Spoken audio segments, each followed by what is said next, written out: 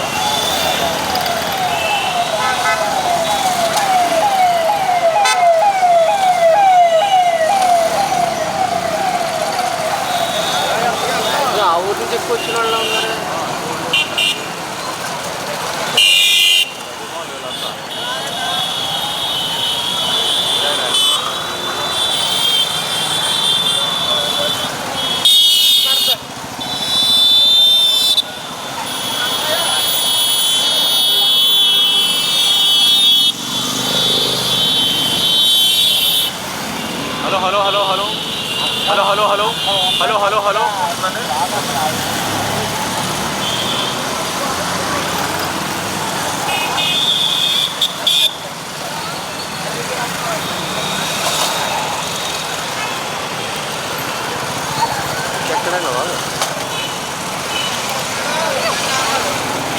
ఆబోతు రాంబాబు చేసిన ప్రకటన ఏంటండి? అసలు అతనికి ఆ వయసుకి అతను మాజీ మంత్రి అన్న తెలియకుండా పేలుతున్నాడు వాడు. అతను ఒక బూతుల మంత్రి. ఆ బూతులన్నీ మర్చిపోయి ఈ రోజు మళ్ళీ మొరగడానికి తయారయ్యాడు. ఒక వైసీపీ నేత జగన్మోహన్ రెడ్డికి మెప్పు కోసం ఈ రాష్ట్రాన్ని అభివృద్ధిని తన రెండోసారి బాధ్యతలు తీసుకోవడంతో మరింత బాధ్యత పెరిగింది. జిల్లా మీద జిల్లా అభివృద్ధి కోసం ఈ 3 ఏళ్ల పాటు నా తరఫున బాధ్యతాయుతంగా కష్టపడి పనిచేస్తున్న, అదేవిధంగా నాన్నగారి ఆశయాలకు అదేవిధంగా చంద్రబాబు నాయుడు గారు ఇచ్చిన అవకాశాన్ని పూర్తి స్థాయిగా వినియోగించుకుంటానని చెప్పడం జరిగింది. ఇది ఇక్కడ ఉన్న తాజా పరిస్థితి. Water studio. కాకినాడ జిల్లా టీడీపీ ఇన్ఛార్జిగా మరొకసారి బాధ్యతలు తీసుకున్న జ్యోతుల నవీన్ మనతో పాటు ఉన్నారు. వారితో మాట్లాడదాం. మీరు గతంలో ఇన్ఛార్జ్, ఇప్పుడు మరొకసారి ఇన్ఛార్జ్, ఎలా ఫీల్ అవుతున్నారు? అండ్ సీఎం చంద్రబాబు మిమ్మల్ని మీ పనితీరుని మెచ్చి మరొకసారి అవకాశం ఇచ్చారంటారా? ఎలా ఫీల్ అవ్వడానికి గతంలో చేశాను. నేను అపోజిషన్లోనే కష్టపడి చేశాను. అందరితో జిల్లాలో మంచి సత్సంబంధాలు నాకు ఖచ్చితంగా ఏర్పడ్డాయి. ఒక ప్రేమ అనుబంధాలు మా అందరి మధ్య కూడా ఏర్పడ్డాయి. మళ్ళీ ఇప్పుడు అదే ప్రేమానుబంధం నాకు మళ్ళీ పదవి రావడానికి కారణమైంది. రెండోసారి రావడానికి వాళ్ళు చూపించిన నమ్మకం, వాళ్ళకి నాతో ఉన్న అటాచ్మెంట్. అంటే మీరు గతంలో ప్రతిపక్షంలో ఉన్నప్పుడు కూడా పార్టీని చాలా జాగ్రత్తగా నడిపి అధికారంలో తీసుకొచ్చారు. ఆ పనితీరు నచ్చా, లేకపోతే మరొకసారి యువకులకు అవకాశం ఇచ్చే ఖచ్చితంగా పనితీరు నచ్చకపోతే ఎవరు కూడా రెండోసారి చేయరు ఖచ్చితంగా. దాంట్లో అప్పుడు ఖచ్చితంగా రాష్ట్రంలో ఎవరో కూడా బయటకు రానప్పుడు మా కాకినాడ పార్లమెంట్ నుంచి అత్యధికంగా ప్రోగ్రామ్స్ చేసి ప్రతిపక్షంలో ఉండగా అధికార పక్షాన్ని ఏలెత్తి చూపించి వాళ్ళు చేసే తప్పులు ప్రతిదీ కూడా కన్స్ట్రక్టివ్గా చూపించడం జరిగింది. ప్రతి ప్రోగ్రాన్ని కూడా సక్సెస్ చేయడం జరిగింది. ఆ సక్సెస్ చేయడంలో భాగంగా 7 నియోజకవర్గాల ఇన్ఛార్జీలు కూడా చాలా నాకు ఎన్నుదన్నుగా ఉండి ముందుకు అందరూ కలిసికట్టుగా ముందుకు నడిపించి ఆ ప్రోగ్రామ్ చేశాం కాబట్టి ఈరోజు మళ్ళీ నాకు అవకాశం వచ్చింది. అంటే మీరు అన్ని జిల్లాల్లో మొత్తం అన్ని నియోజకవర్గ ఇన్ఛార్జీలు మార్పు చేశారు, కానీ కాకినాడలో మళ్ళీ మీకే కేటాయించారు చంద్రబాబు నాయుడు గారు. అంటే మీరు గతంలో కూడా అద్భుతమైన ఫలితాలు ఇవ్వడానికి కీలక పాత్ర వహించారని చంద్రబాబు నాయుడు కూడా చెప్పారు. అయి ఉంటుంది. నేను కూలంకషంగా చర్చించుకుని ఈ నిర్ణయాన్ని తీసుకుని ఉంటారు ఖచ్చితంగానే.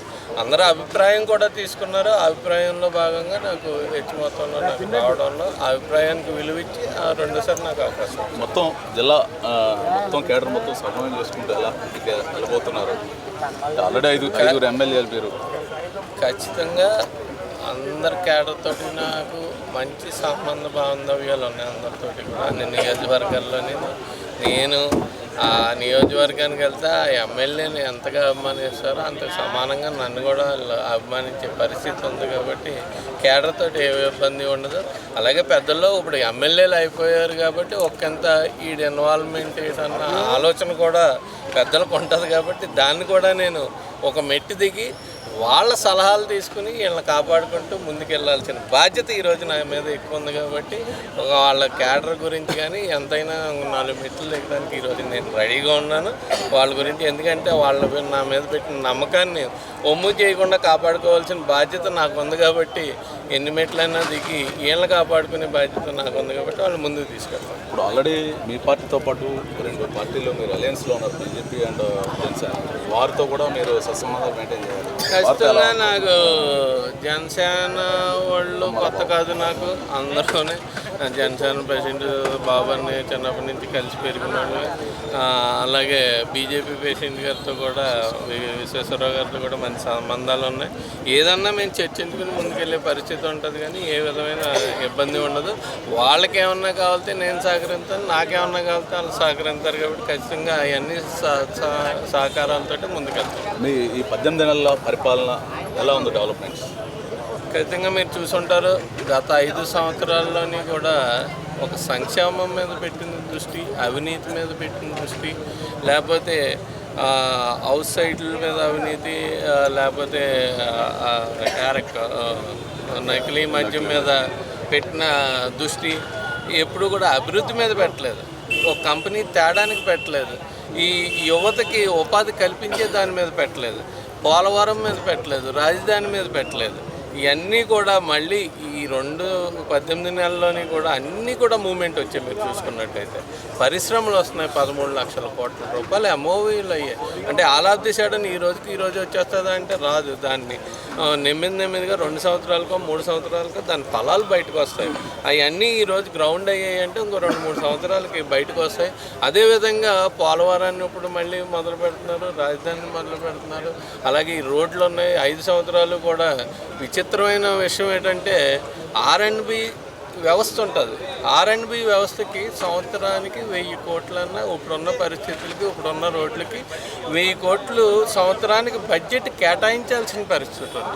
కానీ 5 సంవత్సరాలు కూడా గత ప్రభుత్వం నేను చెప్పేది 5 సంవత్సరాలు కూడా 100 కోట్లు దానికి కేటాయించాడంటే రోడ్ల మీద ఏ విధమైన పరిస్థితి ఒక్కసారి మనం చూసుకోవాల్సి వస్తుంది. ఈ 18 నెలల్లోని కూడా ఆల్రెడీ 2000 కోట్ల రూపాయలతోటి రోడ్లు వేయడం జరిగింది. మళ్ళీ మౌలిక సదుపాయాలు కల్పించడం జరిగింది. కొత్త రోడ్లు వేశారు, మౌలిక సదుపాయాలు కల్పించారు, గొంతులు పుడిచారు. మళ్ళీ 1500 రూపాయలు మళ్ళీ ఈరోజు చేశారని మీరు చెప్తారు. అంటే కేంద్ర ప్రభుత్వంలో మీ అధినాయకుడి సంబంధాలకు ఈరోజు నిదర్శనం అని చెప్పచ్చు. ఈరోజు పోలవరానికి 3000 కోట్ల నిధులు కేటాయింపు జరిపోయింది. అందులో 15,000 కోట్లు ఖచ్చితంగా మా చంద్రబాబు నాయుడు గారు అనే వ్యక్తి చిన్న అవకాశం ఉంటే దారందూరి కన్నం ఉంటే దాన్ని పెద్ద చేసుకుని వెళ్ళే పరిస్థితి ఉంటుంది ఖచ్చితంగానే. ఈరోజు మా అవసరం అక్కడ ఉంది. కూటమి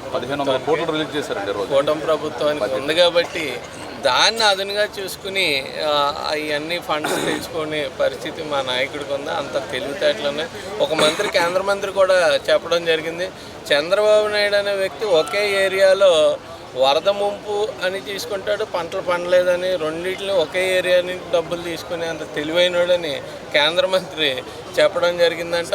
అటువంటి తెలివితేటలే కాదు, అనుభవం ఉన్న వ్యక్తి, అటువంటి వ్యక్తి ఈరోజు మా అవకాశం అనుకున్నాం కాబట్టి వాళ్ళ అవకాశాన్ని మేము ఉపయోగించుకుని ముందుకెళ్ళే పరిస్థితి. సీనియర్ నాయకులు జ్యోతి నెహ్రూ గారి సలహాలు తీసుకుంటారా లేకపోతే మీరు? ఖచ్చితంగా ఆయన్ని నేను చిన్నప్పటి నుంచి కూడా పిన్ టు పిన్ నేను ఫాలో అవుతూ ఉంటాను. అంతేగాని రోజు మేము గంటలు మాట్లాడుకుని కానీ ఇది చేస్తాను కానీ లేకపోతే సలహా తీసుకోవడం కాదు. ఆయన చిన్నప్పటి నుంచి ఏం చేస్తే సక్సెస్ అయ్యారో లేకపోతే ఏం చేస్తే తప్పట అడిగేశారో అవన్నీ కూడా నాకు మైండ్లో ఉంటుంది కాబట్టి ఆ విధంగా సక్సెస్ అయిన దాన్ని ఎక్కువ తీసుకుంటాను, తప్పట అడిగేసిన దాన్ని కొంచెం లాగిపెట్టి నేను ముందుకెళ్తాను. జిల్లా అభివృద్ధితో పాటు మెట్ట ప్రాంత అభివృద్ధి కూడా మీ చేతిలో ఉంది. 3 ఏళ్ళు ఎలా ముందుకెళ్ళబోతున్నారు?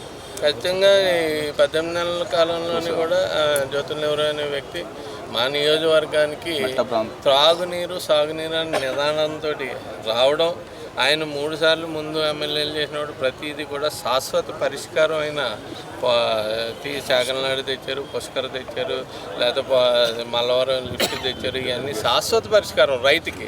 అలాగే సాగునీరు కూడా ఇంచుమించు వాటర్ ట్యాంకులు ఆయన డ్రింకింగ్ వాటర్కి చేశారు. ఇది సాగునీరు త్రాగునీరు 2 కూడా చేశారు. ఇప్పుడు మళ్ళీ ఆయన వైద్యం మీద విద్య మీద ఎక్కువ దృష్టి పెడుతున్నారు.